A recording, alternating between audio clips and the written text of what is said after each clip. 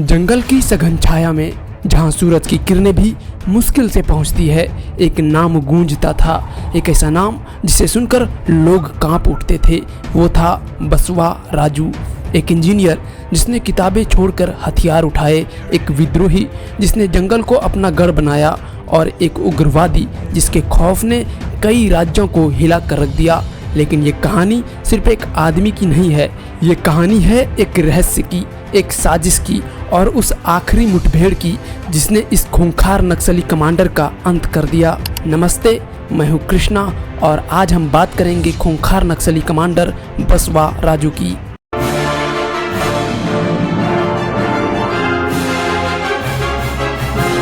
बसवा राजू असली नाम नंबाला केशव राव, आंध्र प्रदेश के श्रीकुलम जिले के जियानापेटा गांव में जन्मा एक साधारण लड़का। लेकिन साधारण से असाधारण बनने की कहानी कुछ ऐसी थी जिसने उसे देश का सबसे कुख्यात नक्सली बना दिया। क्या आप यकीन करेंगे कि ये वही शख्स था जिसने वारंगल के रीजनल इंजीनियरिंग कॉलेज यानी आज के NIT से बीटेक की डिग्री हासिल की थी। हाँ, बसवा राजू एक इंजीनियर था, एक ऐसा दिमाग जो मशीनें बना सकता था, लेकिन उसने चुना विस्फोटक बनाने का रास्ता। 1970 का दशक, भारत में उथल पुथल का दौर, छात्र आंदोलन, नक्सल आंदोलन की शुरुआत। बसवा राजू जो कबड्डी का शौकीन था, लेकिन 1980 में श्रीकुलम में एक छोटी सी झड़प ने उसकी ज़िंदगी बदल दी। रेडिकल स्टूडेंट यूनियन और ABVP के बीच हुए टकराव में बसवा राजू पहली बार गिरफ्तार हुआ और यहीं से वो अंडरग्राउंड हो गया। उसने घर छोड़ दिया और फिर कभी पीछे मुड़कर नहीं देखा।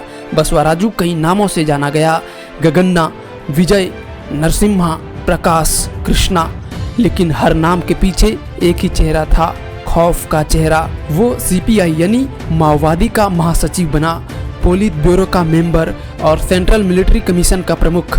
उसका दिमाग इतना तेज था कि वो न सिर्फ युद्ध की रणनीति बनाता था बल्कि हथियार और बम भी डिजाइन करता था। और यहीं से शुरू होता है उसका वो कनेक्शन जिसने उसे और भी खतरनाक बना दिया। लिबरेशन टाइगर्स ऑफ तमिल इलम यानी लिट्टे, श्रीलंका का वो उग्रवादी संगठन जिसने पूरी दुनिया में अपनी हिंसा की छाप छोड़ी। लेकिन क्या आप जानते हैं कि बसवा राजू ने 1987 में बस्तर के जंगलों में लिट्टे लड़ाकों से ट्रेनिंग ली। गणपति और किशन जी जैसे नक्सली नेताओं के साथ बसवा राजू ने लिट्टे से गुरिल्ला युद्ध, बम बनाने और घात लगाने की कला सीखी।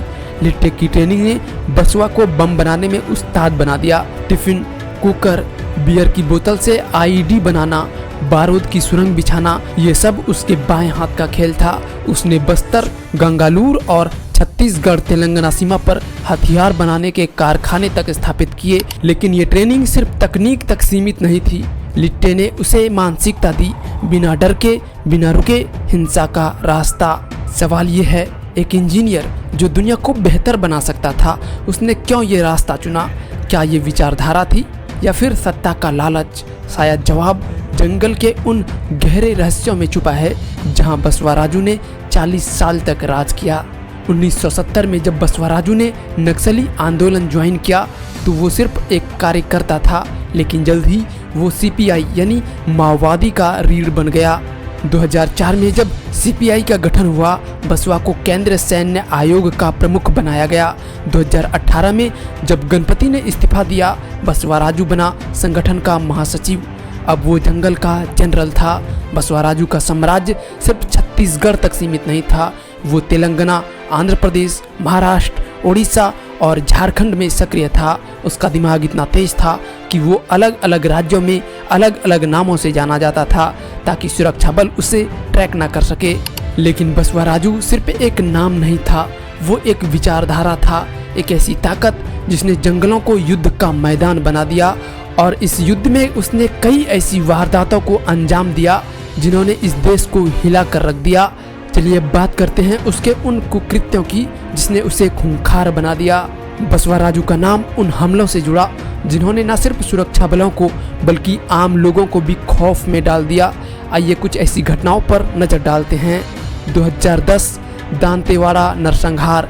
6 अप्रैल 2010 छत्तीसगढ़ का दांतेवाड़ा जिले में चिंतलनार के पास नक्सलियों ने CRPF के काफिले पर घात लगाकर हमला किया। इस हमले में 76 जवान शहीद हो गए। ये भारत के इतिहास में सबसे बड़े नक्सली हमलों में से एक था और इस हमले का मास्टरमाइंड था बसवा राजू। 2013 का झीरम घाटी हमला। दरभा इलाके में कांग्रेस नेताओं के काफिले पर नक्सलियों ने हमला किया। 29 लोग मारे गए, जिसमें कई बड़े नेता शामिल थे। इस हमले की रणनीति भी बसवा राजू ने बनाई थी। 2003 अलीपीरी बम विस्फोट। 1 अक्टूबर 2003 तत्कालीन आंध्र प्रदेश के मुख्यमंत्री चंद्रबाबू नायडू पर बारूदी सुरंग से हमला। नायडू बच गए, लेकिन ये हमला बसवा राजू की खतरनाक रणनीति का सबूत था। 2018 सुकमा आईडी हमला और 2019 गढ़चिरौली विस्फोट। सुकमा में 9 सीआरपीएफ जवान शहीद हो गए, वहीं गढ़चिरौली में 15 पुलिसकर्मी मारे गए। इन हमलों के पीछे भी बसवा राजू का दिमाग था। इन हमलों में सैकड़ों लोग मारे गए, जवानों से लेकर आम नागरिकों तक। बसवा राजू की हिंसा ने किसी को नहीं बख्शा, लेकिन हर कहानी का अंत होता है और बसवा राजू की कहानी का अंत भी अबुझमाड़ के उन जंगलों में हुआ जहां उसने सालों तक राज किया। 21 मई 2025 छत्तीसगढ़ के नारायणपुर, बीजापुर और दांतेवाड़ा के त्रिजंक्शन पर अबुझमाड़ के जंगल में कुछ बड़ा होने वाला था। कोडनेम ऑपरेशन कागर। सुरक्षा बलों को खुफिया जानकारी मिली कि बसवा राजू अपने कैडर के साथ वहां मौजूद है। डीआरजी, एसटीएफ और सीआरपीएफ की संयुक्त टीम ने जंगल में घेराबंदी शुरू की। 50 घंटे तक चली इस मुठभेड़ में गोलियां गूंजती रही। हर पेड़, हर चट्टान के पीछे मौत का आहट थी। बताया जाता है कि एक सरेंडर किए नक्सली ने सुरक्षा बलों को बसवा की लोकेशन दी और फिर चारों तरफ से घेर लिए गए बसवा राजू और उसके 26 साथी। और जब गोलियां थमी तो जंगल का जनरल हमेशा के लिए खामोश हो चुका था। बसवा राजू, जिसके सिर पर 1.5 करोड़ का इनाम था, जिसकी तलाश में सुरक्षा बल 40 साल से जुटे थे, आखिरकार मारा गया। केंद्रीय गृह मंत्री अमित शाह ने इसे राष्ट्रीय गौरव का क्षण बताया, लेकिन इस जीत की कीमत भी चुकानी पड़ी। मुठभेड़ में डीआरजी के एक जवान शहीद हो गए। बसवा राजू की कहानी अब खत्म हो चुकी है, लेकिन सवाल बाकी है, क्या उसकी मौत नक्सलवाद का अंत है या फिर जंगल में कोई नया जनरल तैयार हो रहा है? आपको क्या लगता है, क्या इस ऑपरेशन के बाद नक्सलवाद अब कमज़ोर हो जाएगा या ये सिर्फ एक नई शुरुआत है? कमेंट में बताएं। और अगर आपको ये वीडियो पसंद आई तो लाइक, शेयर और सब्सक्राइब करना ना भूलें। मिलते हैं अगले वीडियो में, तब तक के लिए जय हिंद।